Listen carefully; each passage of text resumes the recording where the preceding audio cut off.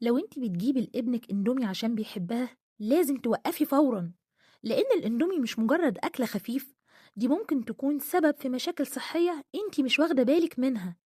خليني اقولك الحقيقة، الاندومي فيها كمية كبيرة من الملح، والطفل جسمه صغير مش هيستحمل الكمية دي.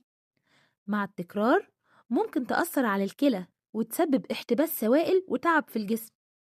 تاني حاجة أخطر هي النكهات الصناعية والمواد الحافظة، دي مواد بتدي طعم قوي لكن بتخلي الطفل يتعود على الأكل المصنع. يعني إيه الكلام ده؟ يعني يرفض الأكل الطبيعي زي الخضار، الأكل البيتي، أي حاجة مفيدة، وده بيؤدي لضعف المناعة، سوء التغذية، نقص عناصر مهمة للنمو.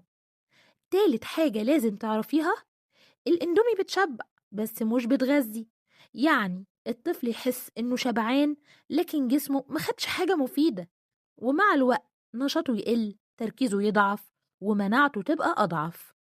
والمشكلة الكبيرة بقى إن الأطفال بيطلبوها كتير، فالأم تفتكر إنها حاجة عادية وهي بتدخل جسمه مواد مش مفيدة بشكل مستمر.